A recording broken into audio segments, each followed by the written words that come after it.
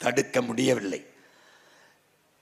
லஞ்சம் தெரியும், தடுக்க முடியவில்லை. சாதிய இழிவு தீண்டாமை தடுக்க முடியவில்லை. அடக்குமுறை ஒடுக்குமுறை தடுக்க முடியவில்லை. தெருவெங்கும் மது மத போதை தடுக்க முடியவில்லை. கண்ணுக்கு தெரிந்து வள கொள்ளை தடுக்க முடியவில்லை. வெளிப்படையாகவே அநீதி. இப்படி வெளிப்படையாகவே அநீதிகளால் கட்டமைக்கப்பட்ட சமூகத்தை தகர்த்து புத்தம்புதான ஒரு சமூகத்தை படைப்பதற்கு வந்த பிள்ளைகள் தான் உங்கள் பிள்ளைகள் என்பதை எண்ணரும் மக்கள் தெரிந்து கொள்ள வேண்டும். கற்றறிந்த பெருமக்கள், உலக அரசியலை உள்ளங்கையில் வைத்து பார்த்து கொண்டிருக்கிற மக்கள், நாளோறும் நாளேடுகளை தொலைக்காட்சிகளை பார்த்து படித்து செய்திகளை நாட்டு நடப்புகளை அறிந்து கொள்கிற அறிவார்ந்த மக்கள், உங்களினுடைய மதிப்பு, உங்களுடைய மதிப்புமிக்க வாக்கு, அதன் விலை வெறும் 1000 500 தானா?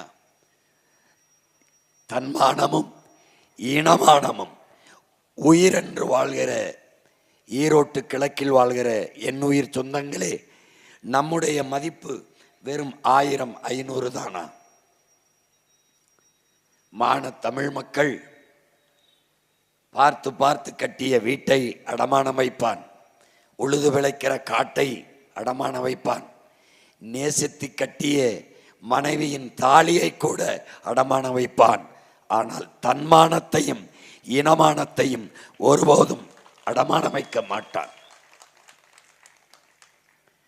அதை எண்ணரும் சொந்தங்கள் செய்ய மாட்டார்கள் என்ற நம்பிக்கையில்தான்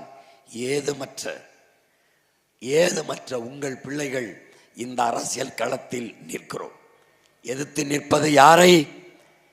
பல ஆண்டுகளாக அதிகாரத்தில் இருந்தவர்கள், இப்போதும் ஆட்சி அதிகாரத்தில் இருப்பவர்கள், கோடி கோடியாக கொட்டி தேர்தலை எதிர்கொள்ள வலிமை படைத்தவர்கள். தமிழ்நாட்டில் இருக்கிற எல்லா தொலைக்காட்சிகளும் பத்திரிகைகளும் அவர்களால் இயக்கப்படுகிறது, அவர்களுக்கு வேலை செய்வார்கள். ஆனால் இதில் எதுவுமில்லாத பிள்ளைகள் எந்த திமிரில், எந்த நம்பிக்கையில், எந்த துணிவில் களத்திலே நிற்கிறோம் என்றால், எங்களை பெற்றவர்கள், எங்கள் உடன் பிறந்தவர்கள், எங்களை கை